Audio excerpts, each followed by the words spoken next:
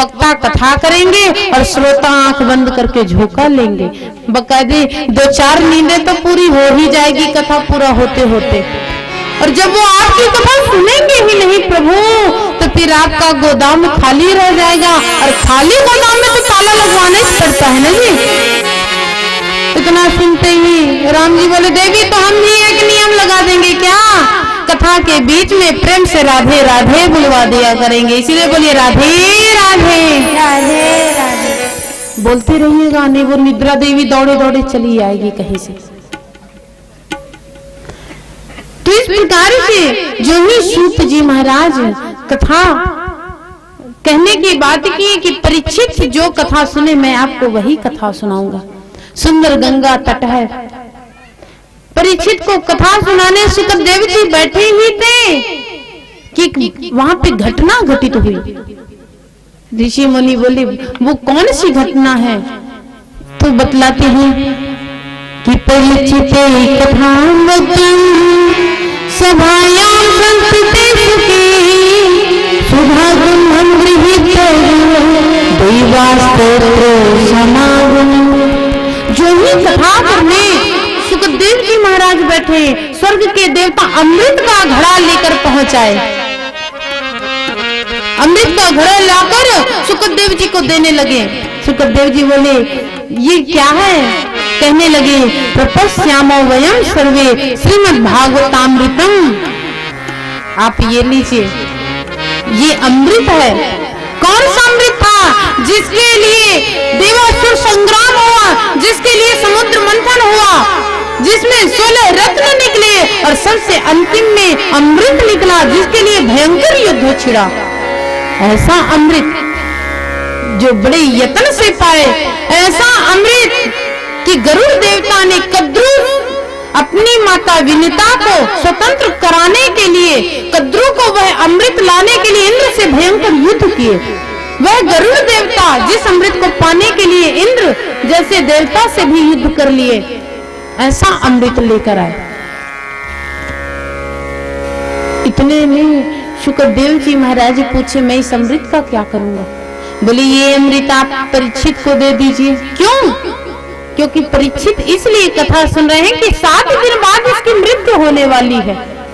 ध्यान देना, परीक्षित को पता है कि 7 दिन बाद मेरी मृत्यु होगी, इसीलिए वो कथा सुन रहे हैं। और हम आपको ये नहीं पता कि हमारी मृत्यु किस क्षण हो जाए, लेकिन फिर भी हम कथा सुनने नहीं आते। कहते हैं अरे कौन जाए, वही कथा तो चल रही है, अरे वही राम की कथा, वही कृष्ण की कथा। बहुत लोग घर में बैठे बैठे बोलते हैं अरे ऐसी कथा कौन सुनने जाए, ऐसी कथा तो हम सुनते रहते हैं।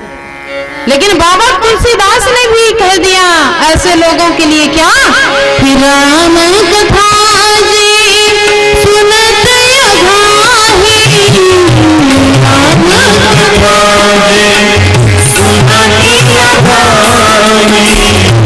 राम कथा जी सुनत अघाही, राम कथा जी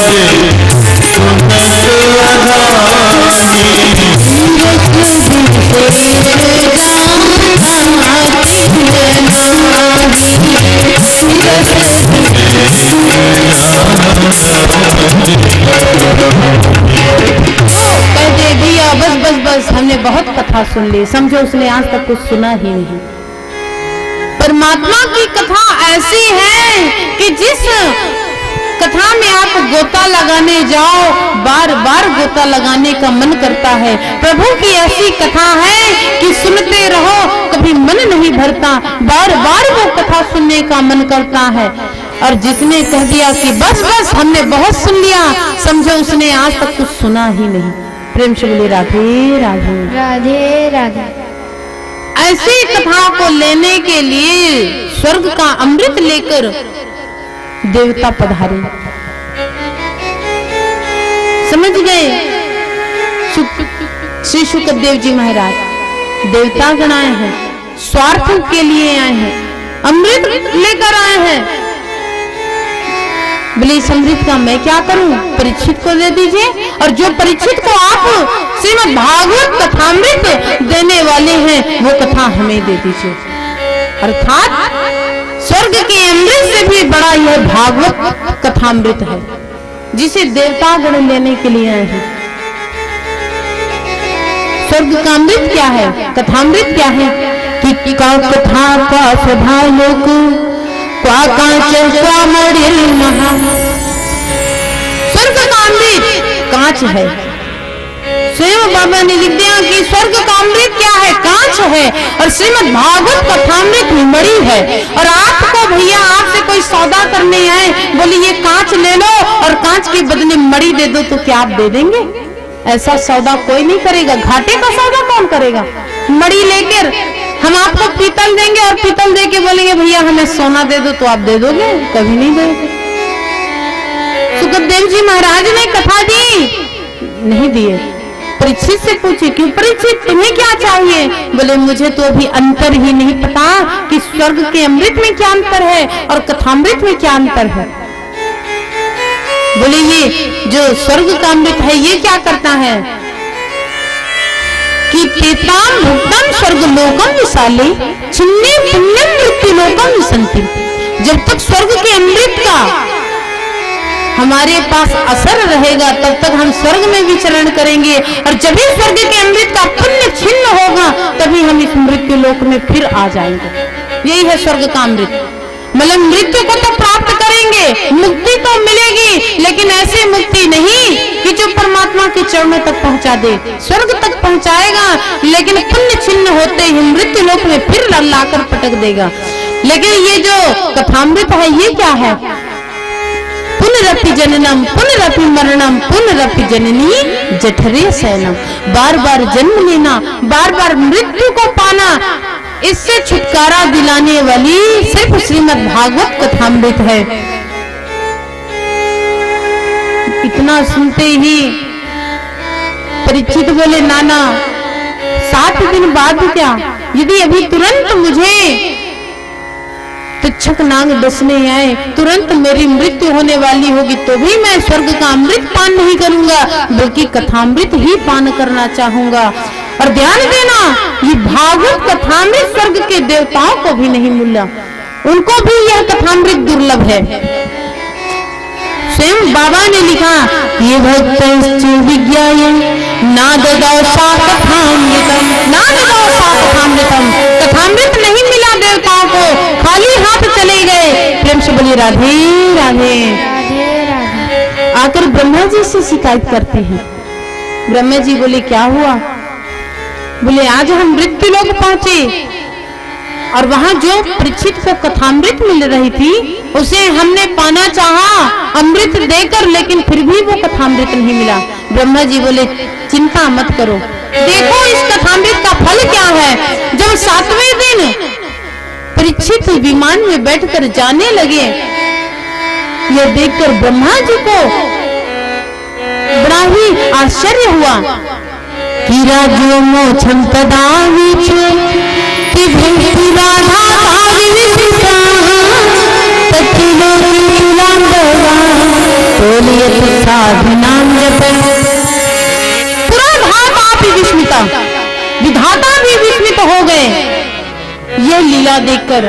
ब्रह्मा जी तुरंत एक तराजू लिए, एक पलड़े में सभी ग्रंथों को रखा, वेद पुराण उपनिषद सभी ग्रंथों को एक पलड़े में रखा और एक पलड़े में श्रीमद् भागवत महापुराण रख दिए। और जब तौले तो श्रीमद् भागवत महापुराण अपनी गरिमा से नीचे की ओर झुक गया।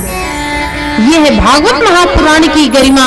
ब्रह्मा जी बोले अरे देवताओं, तुमने तो अभी तक इसे पहचाना ही नहीं, ये कोई ग्रंथ नहीं है, ये कोई पुराण नहीं है, तो ये है क्या? ये स्वयं मेरे बांके बिहारी लाल की वंग में प्रतिमूर्ति श्रीमद् भागवत महापुराण है। बोलिए श्रीमद् भागवत महापुराण की जय हो। लघु ज्ञानी जातावनी गौरवेण इदम महा। और अपनी महिमा से श्रीमद् भागवत महापुराण का पलड़ा नारद जी ने बतलाया। मैं सब जगह घूमा, हरि क्षेत्र कुरुक्षेत्र, लेकिन मुझे कहीं शांति नहीं मिली। जब मैं वृंदावन पहुंचा, वहां मैंने एक अद्भुत लीला देखी। वृंदावन में देखा एक स्त्री खड़ी हुई थी खिन्न मना खड़ी हुई थी और उसके समक्ष दो वृद्ध पुरुष पड़े थे। मैं उसे देखकर उसकी ओर नहीं बढ़ा, आगे बढ़ने लगा। तभी वो मुझे रुका दी। क्या कहती है कि भो भो साधु क्षणम दुष्ट मज्जिन्तामपि नासिया। ठहरो, कहाँ जा रहे हो? इतना सुनते ही मैं रुक गया और जो ही उस स्त्री की ओर बढ़ा उससे पूछने लगा, देवी आप कौन हो? वो कहती है मैं कोई और नहीं, मैं भक्ति महारानी। और आपके सामने ये दो वृद्ध पुरुष हैं, ये कौन है? ये मेरे दो पुत्र ज्ञान और वैराग्य हैं। मुझे आश्चर्य हुआ, जिसकी मां नवयुवती हो और पुत्र वृद्ध हो गए हैं, उस माता के लिए इससे बड़ा दुख कौन हो सकता है? सबसे बड़ा शोक होता है पुत्र शोक। यदि आप नवयुवती हूँ, आपके बेटे वृद्ध हो गए हों, आपको बड़ा ही कष्ट होगा। आज भक्ति महारानी बहुत दुखित है, रो रही हैं। साथ ही सेविकाएं दासियां सेवा में लगी हुई हैं, पंखा कर रही हैं, पानी के छींटे डाल रही हैं, लेकिन वो जो वृद्ध पुरुष थे वो वही जैसे कि तैसे पड़े ही रह गए। यह देखकर नारद जी बड़े आश्चर्यचकित हुए और वहीं पर नारद जी उन दोनों वृद्ध पुरुष को जगाने के लिए गीता का पाठ किया, वेदांत का पाठ किया, उपनिषदों का पाठ किया, बार बार गीता पाठ किया। गीता पाठेर मुहुर्मुहुः, जब तक पाठ चलता तब तक वो खड़े होते और जब ही पाठ को विश्राम दे देते फिर वहीं पर गिर पड़ते। प्रेम से बोले राधे राधे। अब यह स्थिति देखकर नारद जी बड़े चिंतित हुए। तभी आकाशवाणी हुई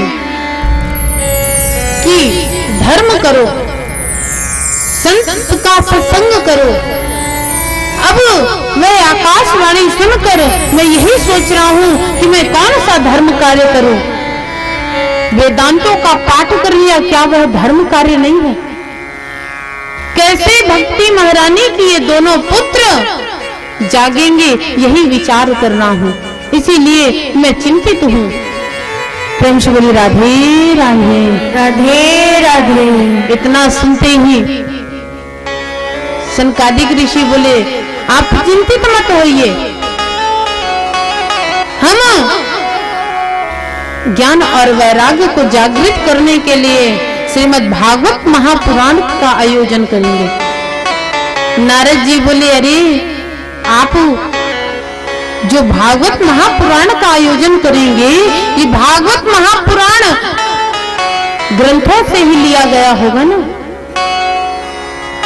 ये कोई अलग से तो है नहीं कि आप इसका पाठ। अरे मैं सभी वेदांत का पाठ कर चुका हूँ, उपनिषदों का पाठ कर चुका हूँ। जब उनसे कुछ फर्क नहीं पड़ा तो श्रीमद् भागवत महापुराण से क्या फर्क पड़ने वाला है? प्रेम से बोली राधे राधे राधे राधे।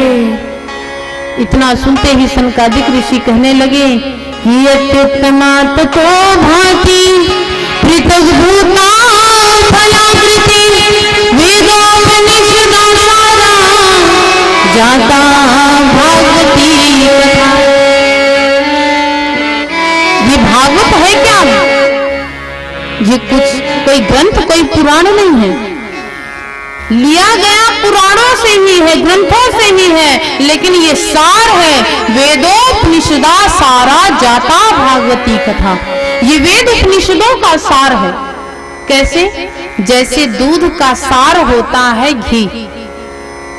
दूध से हम दधी बनाए, दधी को मथ कर मक्खन निकाले, मक्खन को पकाकर घी प्राप्त किए और घी में ठाकुर जी के समक्ष सुंदर फूल बत्ती बनाकर दीपक जला रहे हैं। और भैया दीपक जलते जलते घी खत्म हो गया तो हम कहेंगे काम करो। जब घी दूध से प्राप्त होता है और दीपक जलने के लिए घी की आवश्यकता है, तो घी नहीं है तो एक काम करो, दूध ही से दीपक जला लो। तो जो दीपक घी से जलेगा वो दीपक दूध से नहीं जलने वाला। तो घी क्या है? ये दूध का सार है घी। उसी प्रकार से वेदों उपनिषदों का सार है श्रीमद् भागवत महापुराण। प्रेम से बोलिए राधे राधे राधे राधे। सुंदर आयोजन किया गया। बद्री विशाल में सनत कुमार थे, वृंदावन में भक्ति महारानी थी।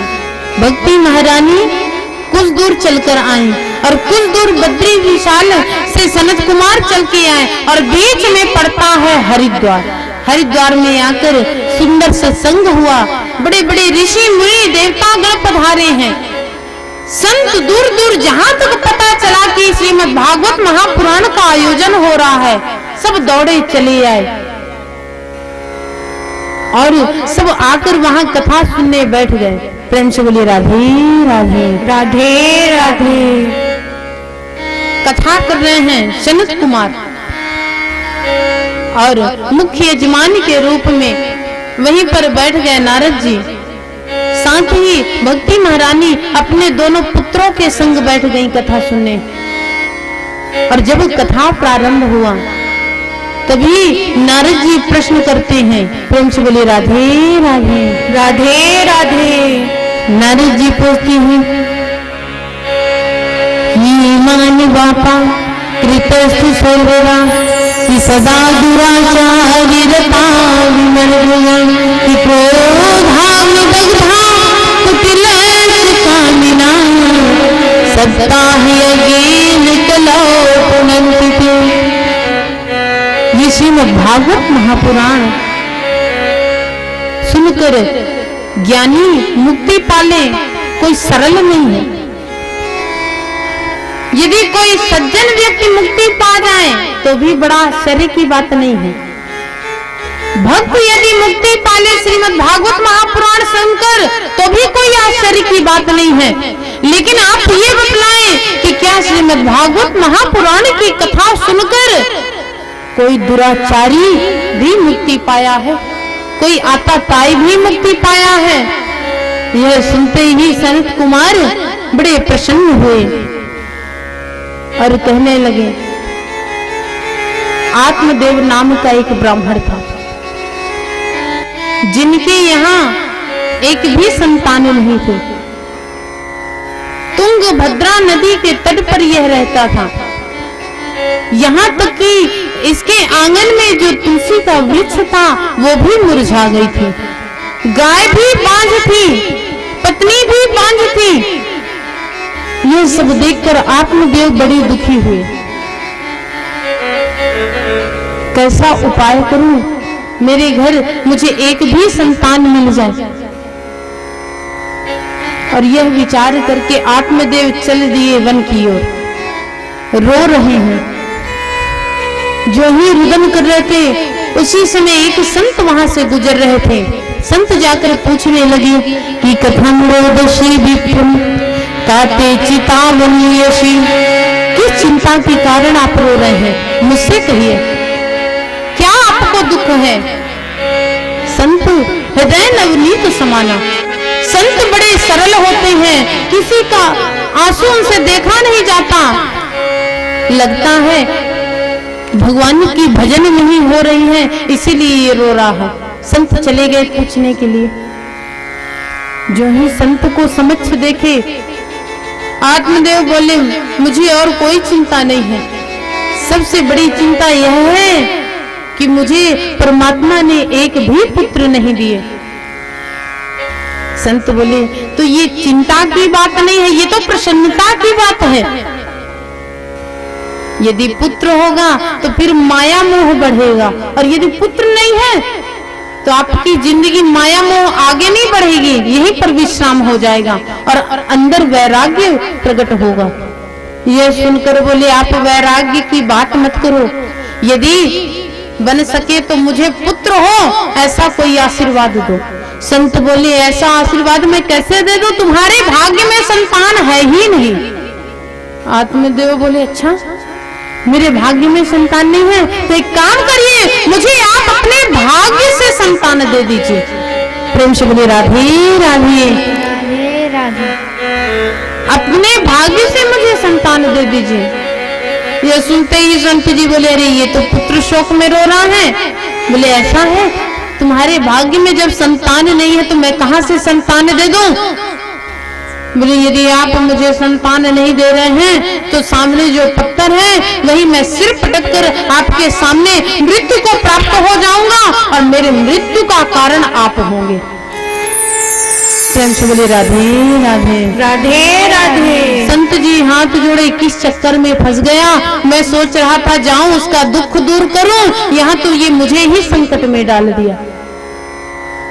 संत एक फल निकाल कर दे दिए, लो यह फल अपनी पत्नी को खिला देना, प्रभु की कृपा होगी तुम्हें पुत्र प्राप्त होगा। ये सुनते ही वो फल लिया और फल लेकर घर पहुंचे, अपनी पत्नी को आवाज लगाए। पत्नी आई, फल दे दिए, ये फल लो, इसे प्राप्त करो और इससे सुंदर पुत्र होगा, यह संत का आशीर्वाद है। पत्नी फल लेकर बैठ गई। एक पड़ोस से महिला आई, बोली ये फल कैसा रखी है? बोले ये संत का आशीर्वाद है, इसे पाने से मैं गर्भवती हो जाऊंगी। ये सुनते ही पड़ोसी बोली, अरे काम कर जल्दी ये फल खा, मैं भी देखूं कैसा असर होता है। बोले बहन ये बतला, ये फल खाने से मैं जब गर्भवती होंगी तो कहते हैं कि जब माता बालक को जन्म देती है तो बहुत कष्ट होता है। बोली बात तो तू सही कह रही है, लेकिन उस कष्ट में भी, उस पीड़ा में भी उस माँ को प्रसन्नता होती है। तो एक काम कर, तू जल्दी फल खा ले।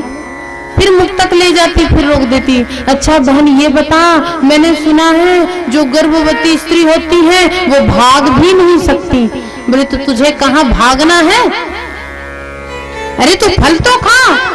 बोली बात ये है कि मान लो मेरे घर में कहीं आग लग गई, मेरे पति भाग जाएंगे और मैं गर्भवती होने के कारण ना भाग पाऊंगी तो मेरी मृत्यु हो जाएगी। ये धुंधली होती है। जब हम भजन करने जाते हैं ना, हमारा मन तुंग भद्रा तट है और मन को हम सुंदर संत की कृपा का फल खिलाएं, और जब फल नहीं खिलाते तो ये ऐसे ही भटकते रहता है। भटक रहा है मन। बहन मैं भाग भी नहीं पाऊंगी कि फल भक्षीण गर्भस्याय कि गर्भी जनान वृद्धिदान कि स्वल्प भक्षण ततो शक्ति गृहकार्य पदम भवे। मैंने सुना है कि शक्ति भी क्षीण हो जाती है। जो गर्भवती स्त्री होती हैं उनकी शक्ति क्षीण हो जाती है, वो कोई बल वाले कार्य नहीं कर सकती।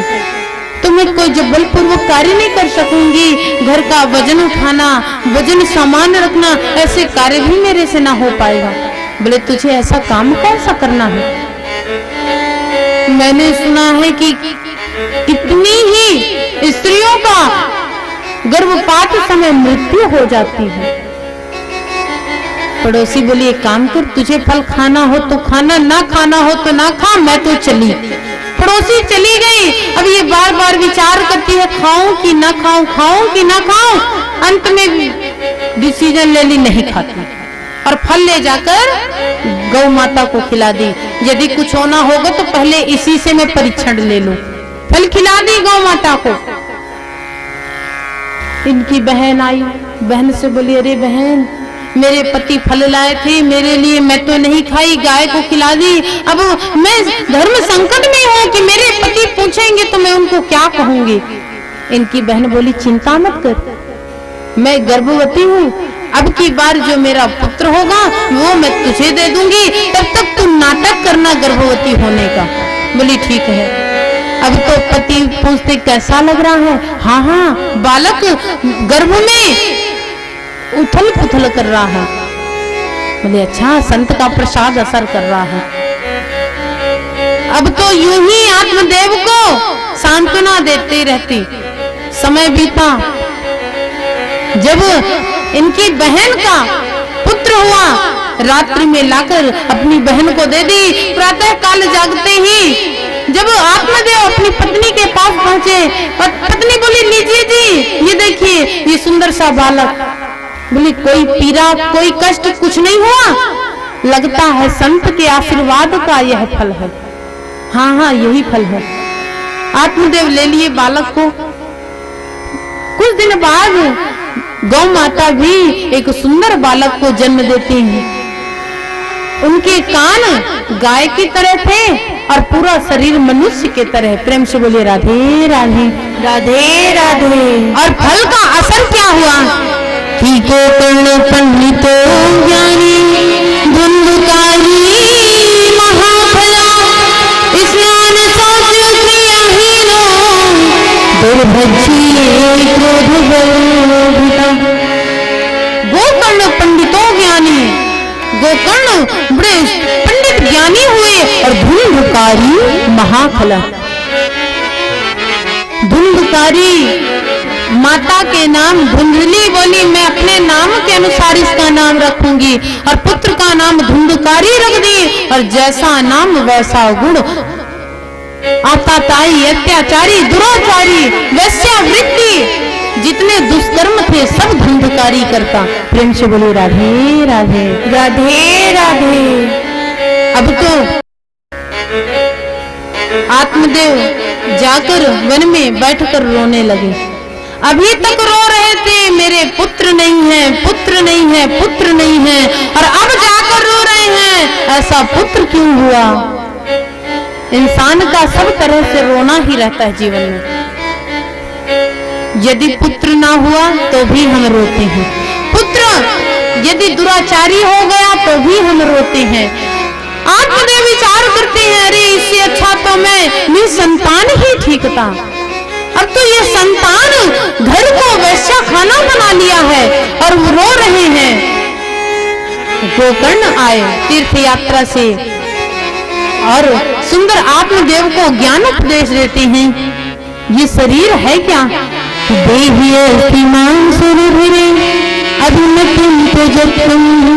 जाया सुताज सुसुला ममतां विमुञ्चम् तस्मिन् संगविदिदं क्षणभङ्गनेशं वैराग्यरागरसिका भवभक्तिनिष्ठम्। ये शरीर है क्या? देह अस्तु मांस रुधिर अभिमतं त्यजक्तम्। ये पंच रचित यह शरीर है। हमने शरीर को ही अपना घर बना लिया। आत्मा शरीर पर ही निर्भर हो जाती है। अरे आत्मा स्वतंत्र रखिए, मन को स्वतंत्र रखिए। मानव जीवन का हार क्या है? हम तब हार जाते हैं भैया जब हमारा मन इंद्रियों के अनुसार चलता है। यदि मन इंद्रियों के वश में है तो ये मन का बंधन है, और यदि इंद्रियां मन के अनुसार चल रही है तो ये मन का मुक्ति है। कि मन के हारे हार है, मन के जीते जी, और मन ही मिलावट राम को, मन ही करते फजी। कि यह दो गति है अटपटी, कि झटपट लगे न को, और जब मन की खटपट कही तो चटपट दर्शन हो। जब मन की खटपट मिल जाती है तभी नारायण के दर्शन होते हैं। इसीलिए मन को मुक्त रखना चाहिए। मन को वन बना लो और सब कुछ त्याग कर परमात्मा का भजन करने बैठ जाओ। और दुख मिले ना भैया तो समझो नारायण की कृपा है। क्यों? क्योंकि दुख में परमात्मा का नाम बार बार आता है। एक बार सुख आएगा तो हरि को भूल भी जाएंगे, लेकिन यदि दुख आ जाता है तो हम बार बार प्रभु को याद करते हैं। कि दुख में सुमिरन सब करी, कि सुख में करे न को, और जो सुख में सुमिरन करे तो फिर दुख का है। अच्छा पुत्र मिल जाए, अच्छी पत्नी मिल जाए तो समझो परमात्मा की कृपा है। और जो कहीं पुत्र दुराचारी मिल जाए, पत्नी प्रभु की सेवा करने वाली ना हो, यदि पत्नी बुरी मिल जाए तो समझो प्रभु की महान कृपा है। आप बोलेंगे अच्छे में कृपा और बुरे में महान कृपा। क्यों? पत्नी जब अच्छी होती है तो पति पूजा करने बैठेंगे, फूल लाएगी, दल लाएगी, फल लाएगी। लेकिन यदि बुरी पत्नी मिल जाती है तो आपका मोह माया से छुट्टी दिलाकर सीधे वृंदावन धाम पहुंचा देती है। फिर तो घर का मोह माया त्याग देना पड़ता है। इसीलिए बुरी पत्नी ज्यादा अच्छी।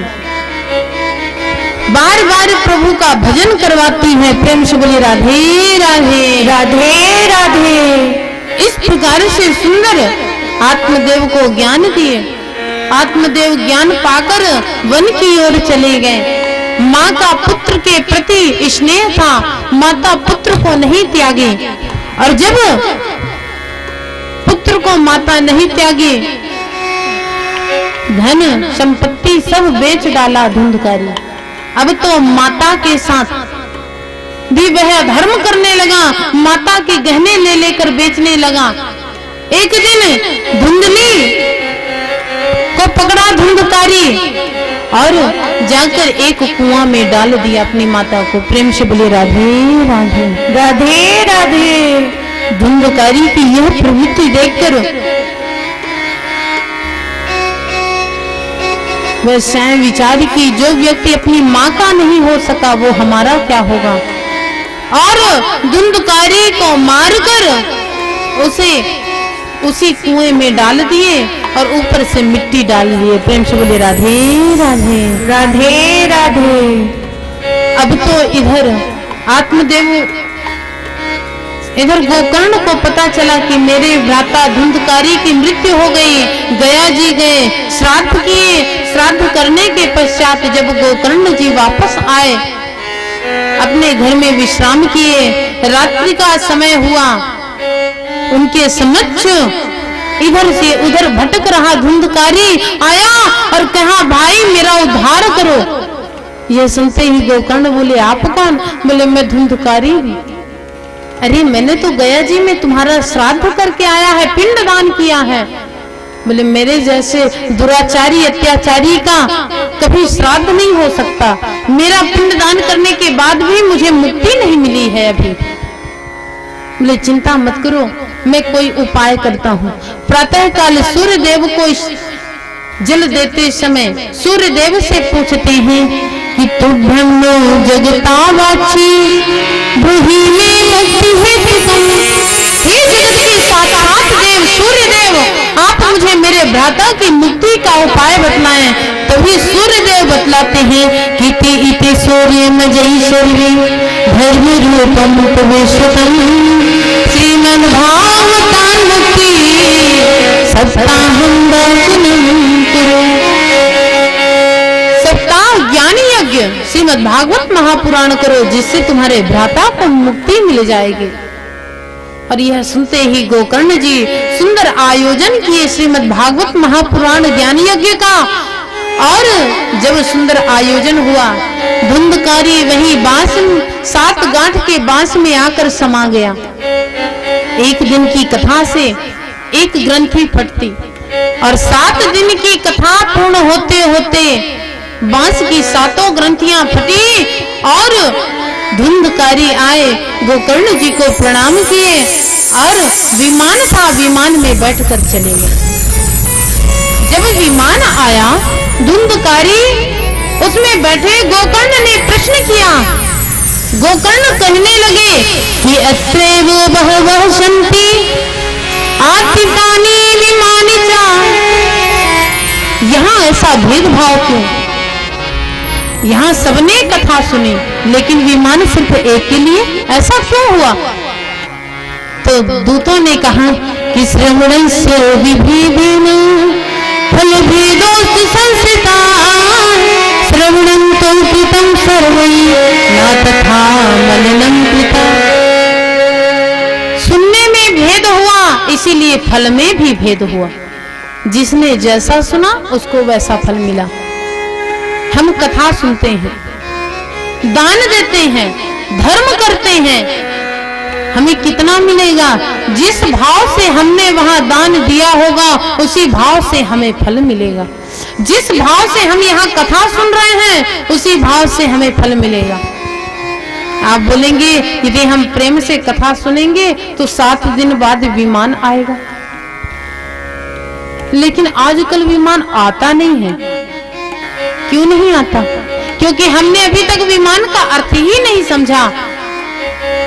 मान विगतः इति विमान, हृदय से मान सम्मान अभिमान का निकल जाना ही विमान कहलाता है। मन में अभिमान भरा हो, हमने कथा सुनी 7 दिन और 7 दिन बाद भी हमारे मन में किसी प्रकार का अभिमान है, समझो हमारे लिए कोई विमान नहीं आया। और यदि 7 दिन की कथा सुनने के बाद मन से अभिमान निकल जाए, समझो ये 7 दिन का फल हमें विमान मिल गया। विमान का अर्थ होता है अभिमान का चले जाना, किसी भी प्रकार का वह अभिमान हो। तो यदि 7 दिन हमने कथा सुनी है, समझो हमारे लिए भी विमान आ गया। प्रेम से बोलिए राधे राधे राधे राधे। पुनः गोकर्ण जी आयोजन किए। श्रीमद् भागवत महापुराण ऐसा ग्रंथ है कि आप और कोई ग्रंथ का आयोजन करो, आप यज्ञ का आयोजन करो, उसमें जो मुख्य यजमान होंगे उन्हीं को पूरा फल मिलेगा, बाकी जो जितना सहयोग करेंगे उनको उतना फल मिलेगा। लेकिन श्रीमद् भागवत महापुराण एक ऐसा ग्रंथ है जिसमें जितने लोग जितने प्रेम से जितनी निष्ठा से कथा श्रवण करेंगे उनको उतना ही फल मिलेगा। इसीलिए आपको है कि आपको कितना फल यहाँ लेना है और कितना फल छोड़ के जाना है। प्रेम से बोलिए राधे राधे राधे राधे। श्रीमद् भागवत महापुराण का थोड़ा वर्णन हुआ नियमों का। कैसा होना चाहिए भागवत महापुराण कथा सुनने वाला और कहने वाला कि विरक्तो वैष्णव विप्र वेद शास्त्र विशुद्धकृत वैष्णव कुशलो धीरो वक्ता कार्यो अति निष्प्रिया। विरक्तो वैष्णव, विरक्त वैष्णव होना चाहिए। मतलब वैष्णव किसे कहते हैं? जो राम और कृष्ण के भक्त होते हैं उन्हीं को वैष्णव कहते हैं। कथा कहने वाला कृष्ण राम को मानने वाला होना चाहिए। कथा सुनने वाला भी कृष्ण में प्रीति रखने वाला होना चाहिए। कथा कैसी होनी चाहिए? यदि भैया बन सके तो व्रत रह के कथा सुन लो। जब तक कथा सुनना है तब तक भोजन प्राप्त मत करो, और जब कथा सुन लो पूरा हो जाए एक समय भोजन पा लो। आप बोलेंगे व्रत रहने पर चक्कर आता है, तो भैया मेरा कहना तो है व्रत भी ना रखो। हमें वह उपाय करना चाहिए जिससे कथा में कहीं विघ्न ना आए। मन में यही विचार रखिए, यही निष्ठा रखिए कि यदि हमें बिना व्रत रहे ही प्रेम से कथा सुननी है और बिना व्रत रहे ही हम प्रेम से कथा सुन सकते हैं तो आप सुन लीजिए। ऐसा ना हो कि कल सुबह टाइम सुंदर शुद्ध घी से फलाहार बने, फलाहार पालो, दूसरे दिन कथा में बैठ ही नहीं सके। ऐसा व्रत रहने का कोई मतलब नहीं है। बन सके तो एक समय व्रत रहो, यदि ना बन सके तो दोनों समय भोजन लो। अरे 4 बार भोजन लो, लेकिन ठाकुर जी की कथा जरूर सुनो। किसी प्रकार से प्रभु में मन लग जाए, यही नियम है। यदि सकाम अनुष्ठान किया है आपने तो सुंदर मुहूर्त देखिए, और यदि निष्काम अनुष्ठान है, सिर्फ प्रभु प्रेम में आपने ये भागवत का आयोजन किया है, तो उसके लिए कोई मुहूर्त की आवश्यकता नहीं है। जब इच्छा हो तब यह आयोजन करना, यह नियम बतलाया गया। सुंदर व्यासपीठ बनाओ, ऊंचा व्यासासन बनाओ, जिससे हर भक्त को व्यासपीठ का दर्शन मिले और व्यास की नजर भी सब पर बराबर पड़े। ऐसा आसन बनाओ जिसका आयोजन आपने बहुत अच्छे से किया है। सुंदर बैठने की व्यवस्था हो, कीर्तनादि की व्यवस्था की हो, जिसमें बीच बीच में कीर्तन होते रहे, मन परमात्मा में लगे रहे, निद्रा देवी दौड़े दौड़े हमारे पास ना आ जाए। इसीलिए बार बार भजन करो, प्रेम से राधे राधे नाम करो। जय शब्द नमः शब्द शंख शब्द तथैव च, बार बार जय जयकार करो, बार बार प्रभु का नाम संकीर्तन करो। कम से कम 5 5 ब्राह्मण बैठे ही हो मंच में। जाप पूजा पाठ के लिए भी एक आचार्य नियुक्त करो, मूल पाठ के लिए आचार्य नियुक्त करो। मंच के द्वारा तो सिर्फ कथा होनी है, मूल पाठ तो अलग से होनी है। साथ ही साथ सबका वर्ण करो। श्रीमद् भागवत महापुराण में भूमिदान जैसे भाव आए, यदि वामन चरित्र आए तो भूमिदान, गोदान, स्वर्णदान, मुद्रादान, जिससे जितना बन सके, कुछ ना हो तो एक चावल फूल लाकर ही प्रेम से कथा सुन के प्रभु में अर्पण कर लो। कोई विशेष आपको जोर नहीं दिया जाएगा कि नहीं आप ये ही अर्पण करो, लेकिन महत्व सभी चीजों का है। आप जितना दान करोगे उतना आपको फल मिलेगा।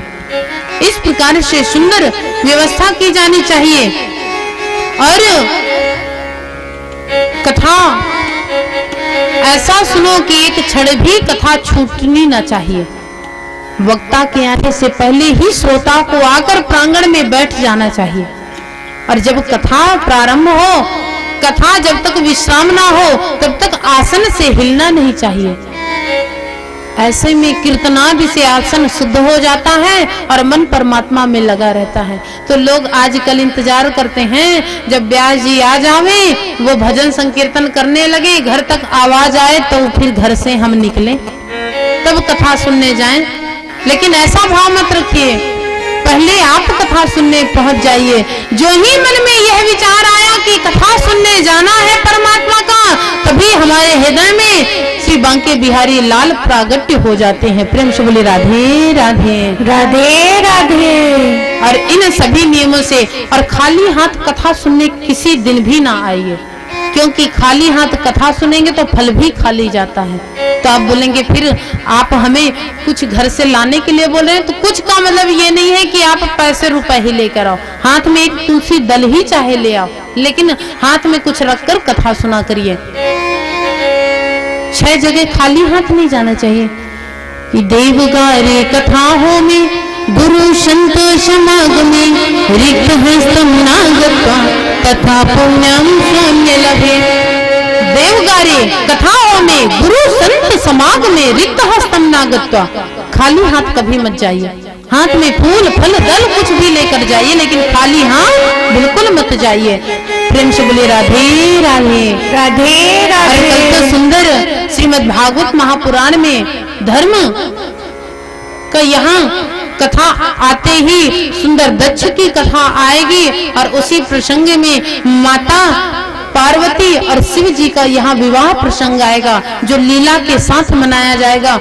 कोई ज्यादा से ज्यादा संख्या में पधार कर सुंदर शिव पार्वती का आनंद लेंगे। अभी आपके सामने सुंदर ठाकुर जी की प्रतिमा यहाँ पर रूप आएगा, उसको देखने के लिए अभी आप विश्राम यहीं पर आराम से बैठे।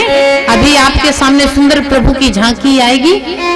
आज आपने सुंदर राधा कृष्ण की झांकी का दर्शन शोभा यात्रा में भी किया है, और अभी फिर मिलेगा वह दर्शन।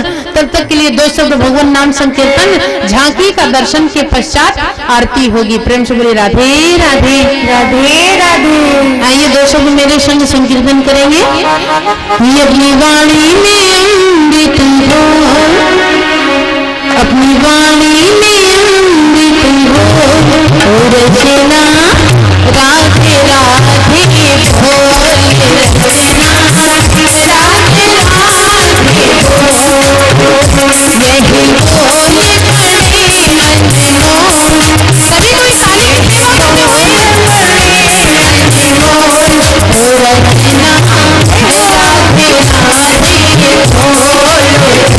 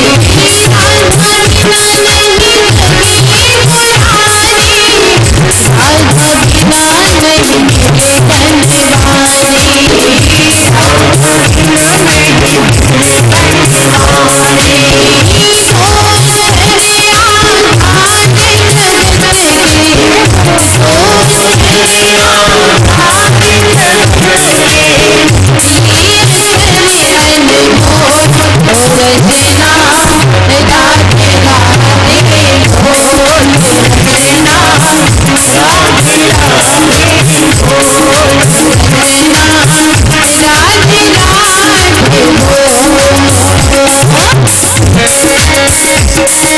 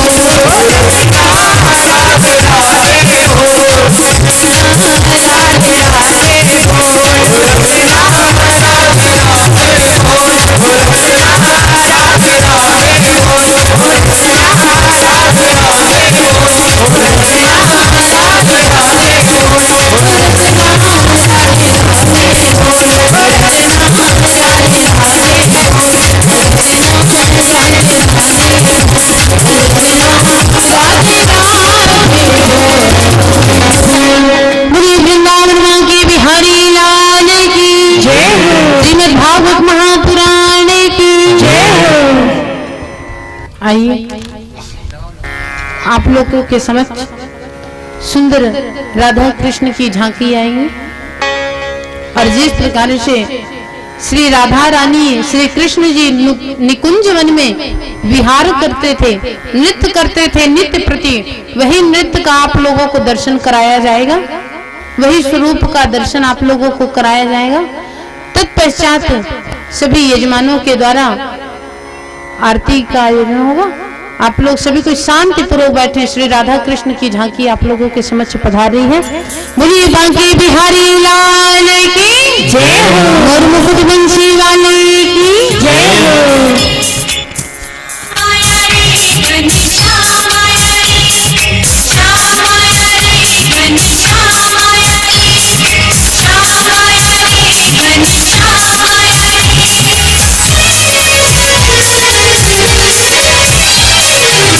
झूला झूलो रे राधे रानी, झूला रे तेरा श्याम आया रे। झूला झूलो रे राधे रानी, झूला रे तेरा श्याम आया रे। झूला झूलो रे राधे रानी, झूला रे तेरा श्याम आया रे। झूला झूलो रे राधे रानी, झूला रे तेरा श्याम आया रे। श्याम आया,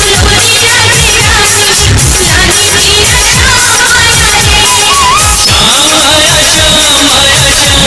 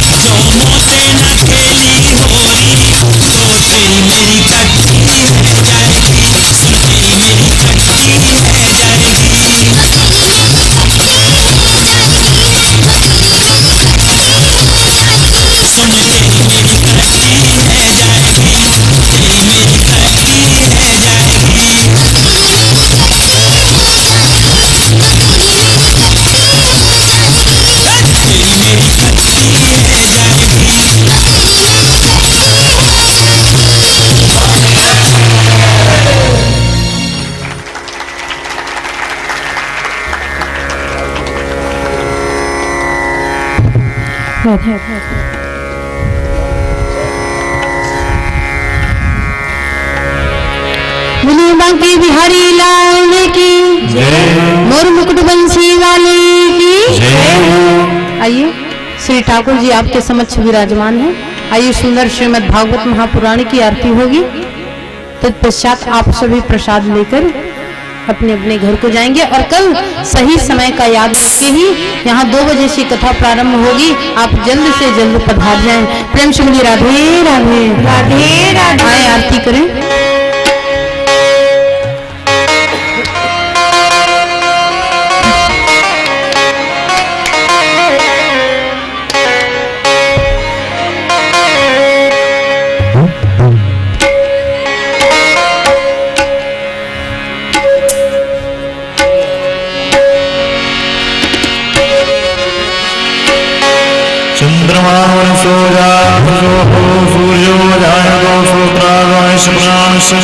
मुखाग्निर्जायतो श्री भागवत भगवान की आरती। पापियों को पाप से आरती।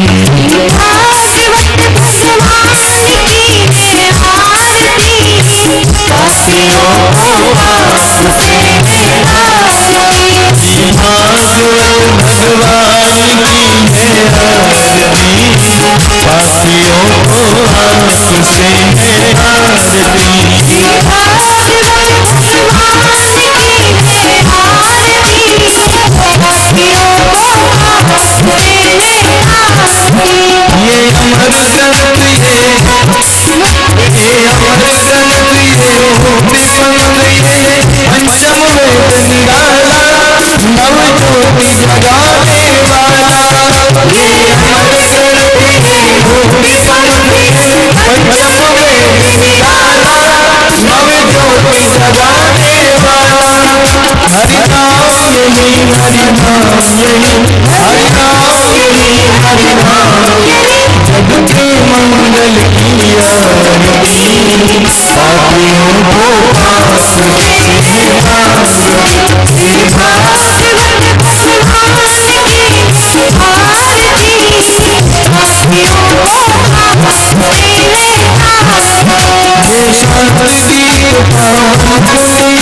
पापों को मिटाने वाला हरि दर्द कराने वाला। पापों को मिटाने वाला हरि दर्द कराने वाला। ये सिद्ध करनी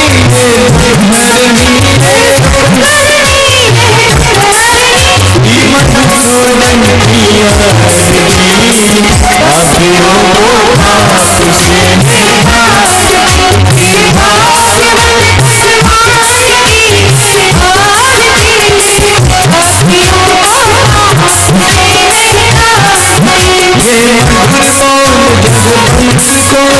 सन्मार्ग बताने वाला डिग्री को बनाने वाला। सन्मार्ग बताने वाला डिग्री को बनाने वाला। श्री राम यही श्याम यही श्री राम यही प्रभु की महिमा की आरती। पापियों को पाप से भगवान की है आरती।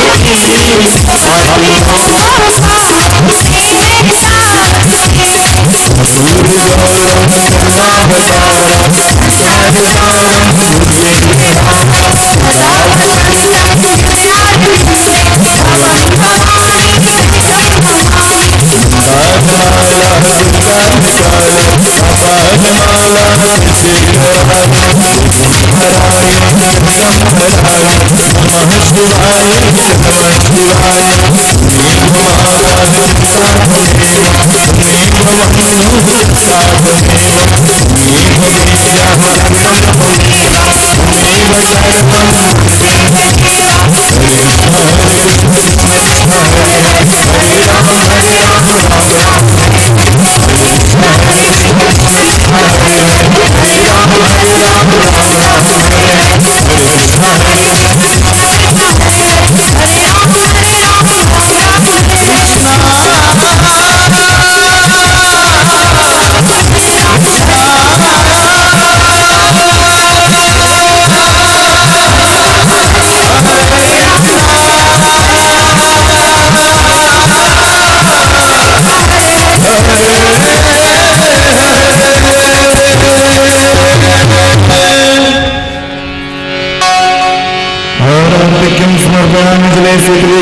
पुष्पैर्देवादिवन्दनं हस्तोच्चपुष्पं गृहीत्वा मन्त्रपुष्पाञ्जलिः हरिः ओम् जगमेन जगमयन्ति देवास्तानि धर्मान् प्रथमान्यासंय एहनाकं महिमानः चन्द्रपूर्वे साध्याः सन्ति देवाः ॐ एकदन्ताय विद्महे वक्रतुण्डाय धीमहि तन्नो दन्ति प्रचोदयात् ॐ नन्दनन्दनाय विद्महे यशोदापुत्राय धीमहि तन्नो श्रीकृष्णः प्रचोदयात् श्रीवन्दिगावचम्बकपाटलं जय पुण्यावदादिगर्भे निर्भालपुष्पे गुणगर्भवालगुणश्रीधन्वन्दने कुम्भूजेश्वरमे प्रसीदो नानासुगन्धिपुष्पाणि यथा कालो भवानि च पुष्पाणिर्मयादत्तो गृहाण परमेश्वरो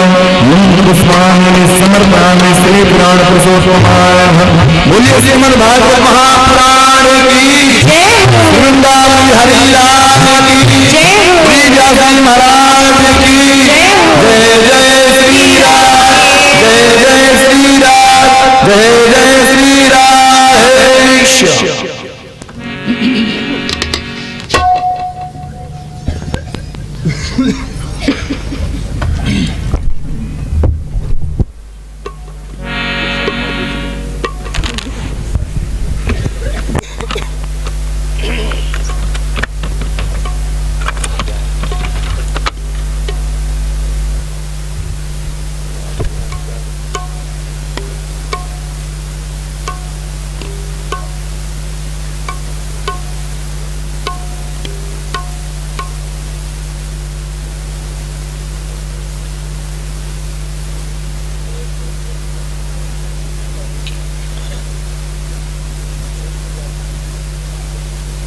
श्री राधे सभी भक्तों से निवेदन आरती और प्रसाद लेकर सब हो जाएंगे और कल ठीक कथा का समय 2 बजे से रखा गया है, इसलिए आप समय सही कथा में पधारे तभी आनंद आएगा।